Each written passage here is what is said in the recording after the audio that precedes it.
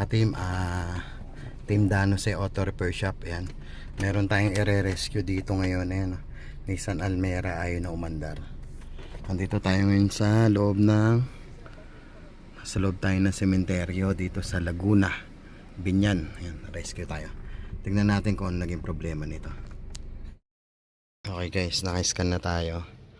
Tapos punta tayo dito. Equation test natin yung supply ng fuel pump. Start natin, tingnan nyo. Start natin ha. Ano? Puro redondo lang. Equation test, malambot. Ibig sabihin okay ang natin.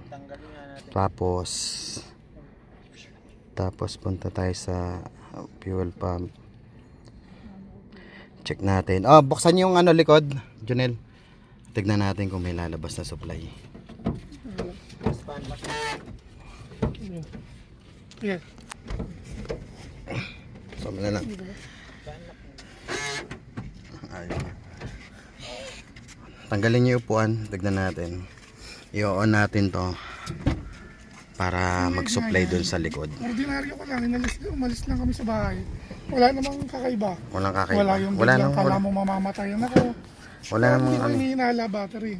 Wala naman check engine. Oo nga, wala pating check engine. Check natin supply. Ito guys. Yan tsaka mahigitin. Ito. May mga barya pa si Sir. Yan. Sige, angat nyo. Tanggalin nyo muna yan. Okay, tanggalin nyo yung pump. Sir, dito ko Ang barya, kunin mo tapos bigay mo kay Sir yan.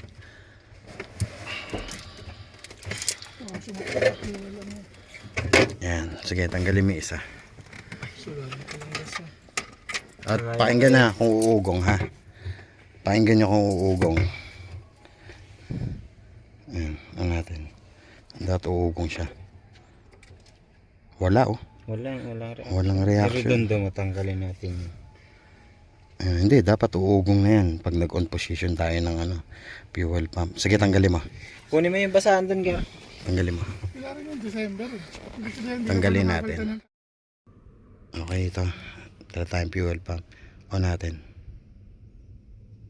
Wala rin. Wala, no? Wala. Ibig sabihin, supply ang nawawala rito. Nawawala ng supply ito. Check natin. Okay yung pump niya. Okay mga ka-team, ito yung ating IPDM na ayaw umi-start. Wala naman siyang immobilizer, pero ang naging problema niya is walang supply papuntang sa fuel pump. Kahit magredondo tayo, magredondo, mag-on position, walang lumalabas na gasolina sa fuel pump. Ito, nirepair natin tong IPDM nya. Yan, nirepair natin yan mga ka-team. Tapos babalik ulit tayo sa Binyan, Laguna. Bumalik ulit kami sa shop kasi nasa sementeryo kami, walang saksakan para mag-repair doon. Kaya gagawin natin, umuwi. Ang ginawa namin, bumalik kami dito sa shop. Meron naman tayong mga pump parts out like this. Mga naka-immobilizer na dati sira. Ang mga sira nito pag naka-immobilizer itong main IC. Yan, kaya wala na ho talaga yan. Ginagawa ko na lang, pina-parts out ko na lang. Halimbawa itong IPDM niya na to, wala naman siyang immobilizer, pero ang naging problema niya is yung relay niya rito.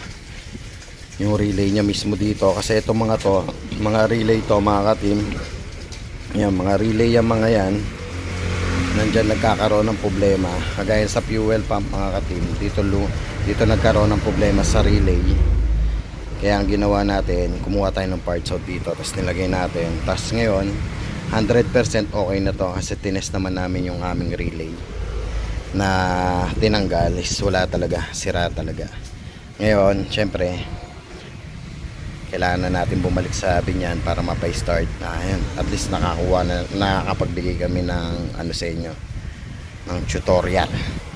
Pag walang supply, walang immobilizer, walang supply ang gasolina, possible andito ang problema sa IPDM. Ito mga relay kasi, mga built-in relay na yan. Yan. Nasaan ba yung cover nito? Yan yung cover niya mga kapatid. Para makita nyo. Ngayon, kung nagtataka kayo, bakit sira ang relay pero ang fuse gumagana, okay ang fuse na 15 amps, hindi sumabog, relay kagad direkta. Kasi ang relay natin mga katim, habang tumatagal naman talaga, nagkakaroon ng problema. Yan, nagkakaroon ng problema mga relay natin. Kaya hindi pang matagalan talaga.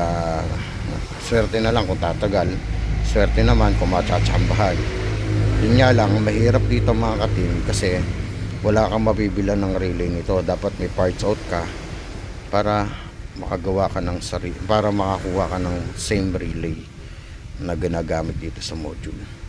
Okay mga katim, tabayanan nyo, pabalik kami ng Binyan, Laguna. Sasalpak na namin to, tapos i-start na natin. Okay mga katim, maraming salamat. Hintay lang, stay tuned. Okay guys, to nakabit na natin yung IPDM nya. Te-testing na natin to. Yan. Kabit na muna lahat ng lock. Tayo sa sementeryo. Yan. Tayo sa sementeryo. Tapos start na natin. Okay guys, ito na yung ginawa nating IPDM. Ngayon, yan. On natin. Ayan. Tapos start natin. Ayan na mga katim. Makapansin nyo, mandar na. Ang nangyari dito, yung pinaka supply ng fuel pump doon papunta kay IPDM, doon nagkaroon ng problema. Yan, okay. Maraming salamat po at nadali na naman natin. Yun nga lang, syempre umuwi tayo kasi wala naman tayong pwedeng pagsaksakan dito para makapaghinang, makapagpalit ng parts. Kaya umuwi tayo sa shop, tapos bumalik tayo. Syempre bago kami bumalik, tinesting muna namin yung module dun sa aming sasakyan, yung mandar na sa Pisibat na rito. Okay mga katimat, maraming salamat. Sana kahit papano meron kayong natutunan dito sa aming YouTube channel. Thank you po sa mga sumusuporta at nanonood. Please like and share lang po. Kung may mga katanungan naman kayo, pwede naman kayo mag-comment. Sasagutin ko naman pag hindi kami busy. Okay, patayin uli natin. Start uli natin.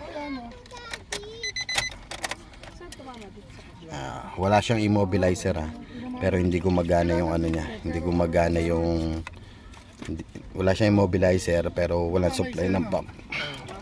Start. Okay mga team Dano sa Auto Repair Shop, handa magbigay ng DWTs. Paalam, goodbye.